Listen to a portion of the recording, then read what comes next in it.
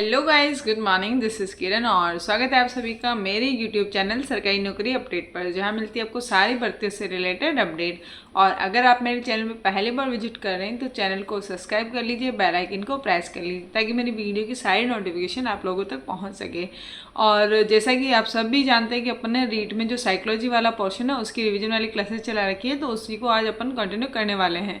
और I hope आप सभी लोगों के लिए ये वाली वीडियोज़ जो है बहुत ज़्यादा हेल्पफुल रह रही होगी और आप अपने रिवीजन को मेरे साथ में बहुत अच्छे से कर रहे होंगे। और बस आप लोगों का टाइम वेस्ट नहीं करते हैं और स्टार्ट करते हैं रिवीजन का आगे वाला पोर्शन।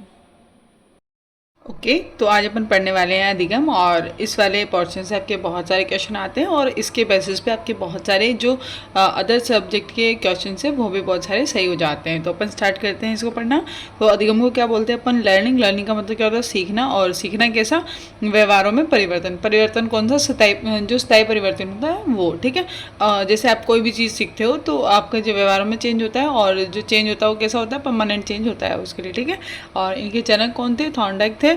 और इसमें इंपॉर्टेंट चीज़ें देख लें तो जो लर्निंग है वो जीवन प्रयत्न चलने वाली प्रक्रिया है। ठीक है, अपन मतलब जो पैदा होते हैं तब से लेके मरते हैं तब तक कुछ ना कुछ अपन सीखते ही रहते हैं। और देखो, औपचारिक तथा अनौपचारिक दोनों परिस्थितियों में सीखना संभव है। ठीक है, दोनों ही परिस्थितियों में अधिगम आपका चलेगा, चाहे आप औपचारिक हो चाहे अनौपचारिक हो। ठीक है, उसके बाद है आपका सकारात्मक व नकारात्मक दोनों प्रकार से संभव। अधिगम जो है वो आपका पॉजिटिव भी हो सकता है, नेगेटिव भी हो सकता है, लेकिन जो देखो नकारात्मक अधिगम है उसमें आकर्षण अधिक होता है। जो जैसे आपको पता है कि नेगेटिव चीज़ें होती है जल्दी ज़्यादा अट्रैक्ट करती है अपने को ना।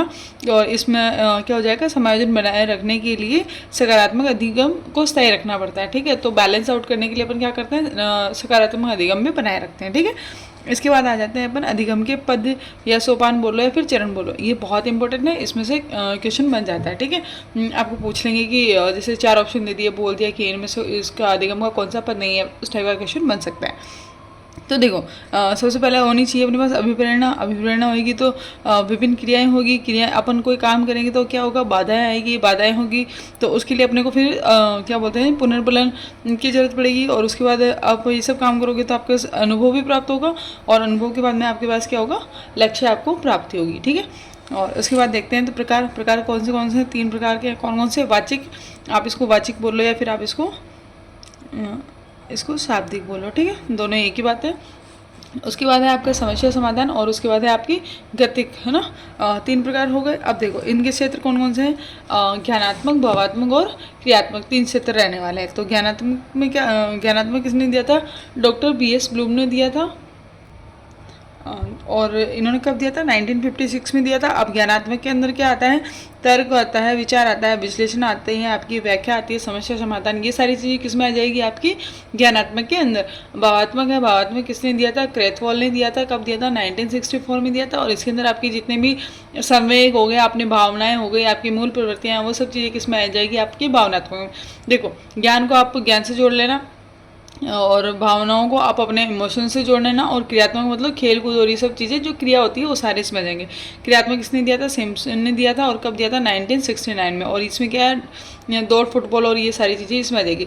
देखो, मैंने कुछ भी एक्स्ट्रा नहीं लिखा है और जितना है सारा का सारा इंपॉर्टेंट है। ठीक है, तो आपको बहुत अच्छे से इसको पढ़ना है। इसके बाद अपन देखते हैं अधिगम के वक्र। ठीक है, अधिगम का जो वक्र होता है वो कैसे बनता है उसको अपन देख लेते हैं। अधिगम की जो दर होती है और जो समय के सापेक्ष जो वक्र बनता है उसको अपन क्या बोलते हैं? अधिगम का वक्र बोलते हैं। कितने प्रकार के होते हैं? 4 प्रकार के। कौन से? धनात्मक होता है, ऋणात्मक होता है, सरल रेखीय होता है और सर्पिलाकार यानी ऐसाकार का होता है। ठीक है, अब देखो दर और समय है, इसके बीच अपन ग्राफ बनाएंगे तो ये पहले क्या होगा? ये पहले तो थोड़ा सा बढ़ेगा और फिर उसके बाद आपका ये बहुत तेज़ी से बढ़ेगा। ठीक है, तो इसको अपन क्या बोलेंगे? नतोदर बोलेंगे, है ना। और ऋणात्मक क्या होगा कि पहले बहुत तेज़ी से बढ़ेगा और एक टाइम पे जाके वापस स्लो हो जाएगा। ठीक है, वापस घटना स्टार्ट हो जाएगा। तो ये क्या हो गया? उन्नतोदर हो गया। अब सरल रेखा क्या है? तो इसमें दर और जो आपकी समय है इसके सापेक्ष आपका कंटिन्यूस बढ़ता रहेगा, इसमें ऊपर नीचे कुछ भी नहीं होगा। ठीक है, उसके बाद आते हैं अपन सर्पिलाकार में। तो सर्पिलाकार में क्या होगा कि पहले बढ़ेगा, कभी घटेगा, कभी बढ़ेगा, कभी घटेगा, इसमें ये फ्लक्चुएट होता रहेगा ऊपर नीचे, है ना। ठीक है, तो अब इनमें सबसे बेस्ट वक्र कौन सा होता है? आपका सरल रेखीय वक्र। और सबसे निम्न वक्र कौन सा होता है? आपका जो है आपका सर्पिलाकार या एस वक्र होता है। ठीक है, अब इसमें जो है पठार कौन से? अब पठार किसको बोलते हैं? कि जैसे आप ये आपके जो है धनात्मक में बढ़ रहे हो या फिर ऋणात्मक में, तो ये जहाँ जहाँ पर आपका एक पॉइंट आ रहा है ना, जिसके बाद आपका कॉन्फिडेंस बढ़ रहा है या फिर घट रहा है, उसको अपन क्या बोल देंगे, पठार बोल देंगे। ठीक है, ये जो उभरा हुआ भाग है इसको अपन बोलने वाले हैं पठार। ठीक है, अब देखो पठार क्या हो गया, दर में आने वाली रुकावट हो गई, बाधा हो गई, ठहराव हो गया, उतार चढ़ाव हो गया, इन सबको अपन क्या बोल देंगे, अधिगम पठार की संज्ञा दे देंगे। ठीक है, अब धनात्मक और ऋणात्मक में कितने कितने पठार होते हैं, एक हो गया। देखो इसमें भी एक है, इसमें भी एक है, और सरल रेखी, इसमें कोई उभार नहीं है या फिर कोई भी आपका उतार चढ़ाव नहीं है, तो ये इसमें क्या हो जाएगा, जीरो। और सर्पिलाकार में क्या होगा, 2 या 2 से अधिक आपके पठार रहने वाले क्वेश्चंस बनते हैं, तो आप एक बार पढ़ लेना। ठीक है, उसके बाद अपन देखते हैं अधिगम का स्थानांतरण। तो अधिगम है वो आपका जो है 3 प्रकार से स्थानांतरण होता है। आपका सकारात्मक हो सकता है, नकारात्मक हो सकता है या उदासीन हो सकता है। अब सकारात्मक में क्या होगा कि आपका जो पूर्व ज्ञान है वो अभी आपका जो है एड ऑन हो जाएगा, आपको पुरानी चीज़ों से आपको नई चीज़ें सीखने को मिलेगी, तो सकारात्मक। नकारात्मक क्या हो जाएगी, जो आपकी पुरानी चीज़ें हैं वो आपकी नई चीज़ें सीखने के अंदर बीच में बाधाएं उत्पन्न कर रहा है, तो वो क्या हो जाएगा, नकारात्मक। उदासीन या फिर शून्य बोलेंगे तो क्या होगा, जिससे ना तो आपको कोई फ़ायदा मिल रहा है ना आपको कोई नुकसान हो रहा है, तो ये सब किस में आ जाएगा, आपकी उदासीन या शून्य अधिगम स्थानांतरण। ठीक है, उसके बाद विचारधाराएं हैं, कितने प्रकार की होती है, 3 प्रकार की। कौन कौन सी, व्यवहारवादी, संज्ञानवादी और निर्मितवादी। अब इसके अंदर कौन कौन से हैं ये अपन यहाँ पर डिवाइड कर लेते हैं। ठीक है, सॉरी, देखो व्यवहारवादी में कौन कौन आ जाएंगे, वॉटसन आ जाएंगे, थॉर्नडाइक आ जाएंगे, स्किनर आ जाएंगे, पावलोव आ जाएंगे, हल आ जाएंगे और वुडवर्थ आ जाएंगे। ठीक है, और उसके बाद संज्ञानवादी में आपके जीन पियाजे हैं, व्रदिमर है, कोहलर है, कॉन्फा है, लेविन है और जेरोम ब्रूनर है। इस जीन पियाजे, इसके अलावा जो आपका गेस्टोल्ड वाले हैं वो सारे के सारे इसमें हैं। और उसके बाद निर्मितवादी है, तो इसके अंदर निर्मितवादी में कौन आ जाएगा, आपका वाइगोत्स्की आ जाएगा। इसके बाद अपन जो है सारे सिद्धांत स्टार्ट करते हैं, और ये बहुत ज़्यादा इंपॉर्टेंट है, इनमें से हमेशा क्वेश्चन बनता है और इस बार भी बनने वाला है। ठीक है, तो देखो पहला अपन देख रहे हैं प्रयत्न व भूल का सिद्धांत। इनके जनक कौन थे, थॉर्नडाइक थे, और कहाँ के थे, अमेरिका के थे। इन्होंने कौन कौन सी बुक लिखी, इन्होंने 2 बुक लिखी है, एक एनिमल इंटेलिजेंसी और एक शिक्षा मनोविज्ञान। अब एनिमल इंटेलिजेंसी है वो कब लिखी, 1898 में, ये आपका आता नहीं है पर एक बार आप ऐसे ही पढ़ लेना। ठीक है, और इसके बाद है शिक्षा मनोविज्ञान, ये कब लिखी इन्होंने, 1913 में। अब इन्होंने जो ये प्रयत्न व भूल का सिद्धांत है ये कब दिया इन्होंने, 1913 में।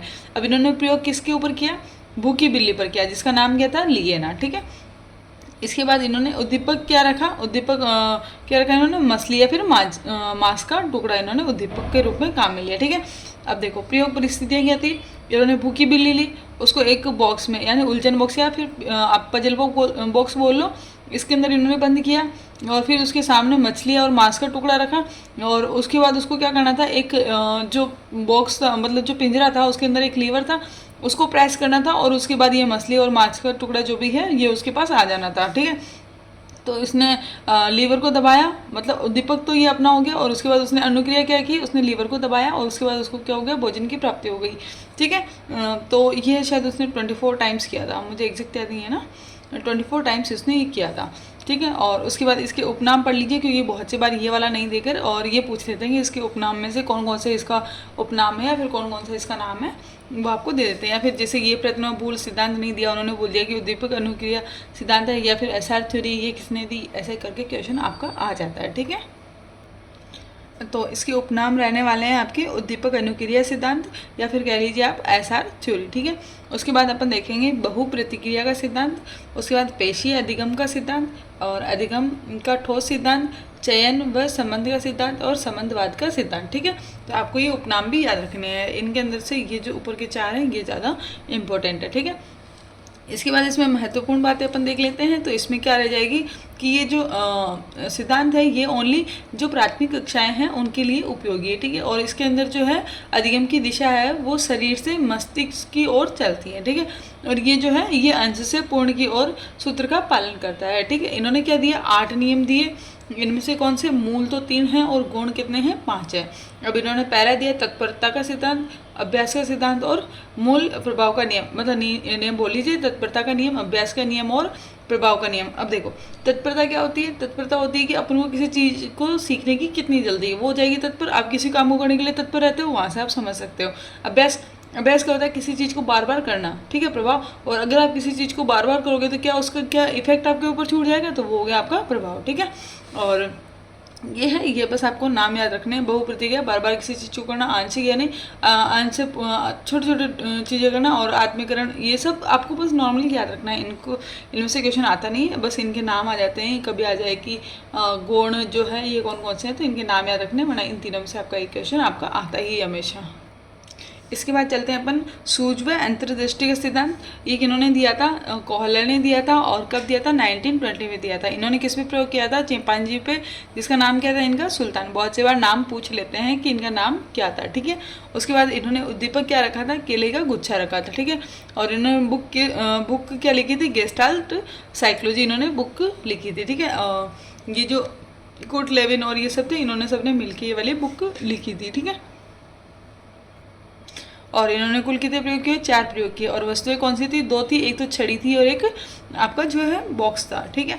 और इन्होंने जो प्रयोग परिस्थितियाँ थी वो अपन देख लेते हैं। तो इनके पास एक भूखा चिंपैंजी था, इन्होंने क्या किया? उसको पिंजरे में बंद किया। अब देखो यहाँ से अपन 2 कंडीशंस लग जाएगी। पिंजरे में बंद किया, और उन्होंने क्या किया? जैसे ये पिंजरा है, तो इन्होंने यहाँ बाहर केले का गुच्छा रख दिया, और यहाँ पर वो आपका जो चिंपैंजी है वो बंद है, और उसके अलावा इसको यहाँ पर वो जो छड़ी है उसके छोटे छोटे टुकड़े इन्होंने डाल दिए, ठीक है। तो अब देखो बाहर केले रख दिए, और उन केलों को वो देखेगा, और जो लकड़ी के छोटे छोटे टुकड़े हैं ना, इनको ये जोड़ेगा, और फिर जैसे वो जो आपकी जालियों टाइप बनी होती है, तो चिंपैंजी यहाँ से लकड़ियों से इसको खिसका के और खाएगा, ठीक है। ये चीज़ हो गई। तो देखो पिंजरे में बंद है, बाहर केले का गुच्छा रखा हुआ है, लक्ष्य जो लकड़ी के टुकड़े हैं उनको जोड़ेगा, और उसके बाद जो है लक्ष्य प्राप्ति हो जाएगी। अब देखो भूखा चिंपैंजी है, पिंजरे में बंद है। उसके बाद इन्होंने क्या किया कि इस बार है जो केले हैं बाहर नहीं रखे, इन्होंने इस पर छत पे लटका दिए, और इन्होंने क्या किया? पास में लकड़ी के बहुत सारे बॉक्सेस रख दिए। तो अब वो उन चीज़ों को देखेगा, और क्या करेगा कि एक के ऊपर एक रखकर उन गुच्छों तक पहुंचने की ट्राई करेगा। तो देखो छत पर केले लटका दिया, प्रत्यक्षीकरण करेगा, और फिर बॉक्स को व्यवस्थीकरण करेगा, और उसके बाद उसकी लक्ष्य की प्राप्ति हो जाएगी, ठीक है। और इसके बाद में इसके उपनाम हैं वो आपको याद रखने हैं। और इसमें आपका है उपनाम गेस्टाल्ट वादी सिद्धांत, संपूर्णवादी सिद्धांत, और समग्रवादी सिद्धांत, अवयवीवादी सिद्धांत, प्रत्यक्षीकरण का सिद्धांत, या फिर संवेदी अधिगम का सिद्धांत। अब इसके शैक्षिक महत्व देख लेते हैं। तो इन्होंने क्या किया? चिंपैंजी ने सर्वप्रथम समस्या का प्रत्यक्षीकरण किया। इसने चिंपैंजी था, इसने क्या किया था? पहले समस्याओं को देखा, अच्छे से प्रत्यक्षीकरण देखा, और उसके बाद इसने इसके लक्ष्य की प्राप्ति की, जिसके कारण अचानक सूझ व अंतर्दृष्टि उसमें उत्पन्न हुई, ठीक है। और इसके बाद क्या हुआ? ये सिद्धांत है वो समझकर सीखने पर आधारित है, और उच्च कक्षाओं हेतु उपयोगी है। उसके बाद ये है जो पूर्ण से अंश की तरफ चलता है। अपन ने जो पहले देखा था वो अंश से पूर्ण की तरफ चल रहा था, ये पूर्ण से अंश की तरफ चलता है, और ये मस्तिष्क से शरीर की तरफ चलता है। और ये पाठ योजनाओं और जो आपकी इकाई योजना है या फिर आपका पाठ्यक्रम है उसके निर्माण में कौन सा वाला सिद्धांत काम आता है? सूझ व अंतर्दृष्टि का सिद्धांत। तो बस अभी के लिए इतना ही, और इसके आगे वाला है वो अपन कल वाली क्लास में कंप्लीट करेंगे। सो आई होप आप सभी लोगों को ये वाली वीडियो बहुत पसंद आई होगी, आप लोगों के लिए बहुत ज़्यादा हेल्पफुल रही होगी। अगर आपको पसंद आई है तो शेयर कीजिए अपने दोस्तों के साथ, और लाइक कीजिए इस वीडियो को, और सब्सक्राइब कीजिए मेरे चैनल को। और थैंक यू सो मच, आपने अपना कीमती समय दिया उसके लिए। और आप लोगों के लिए जो क्लासेस हैं ऐसे कंटिन्यू रहने वाली है, और अगर इनमें कोई चेंजेस करने हैं तो प्लीज़ आप मुझसे कमेंट बॉक्स में बता सकते हैं। So thank you so much guys.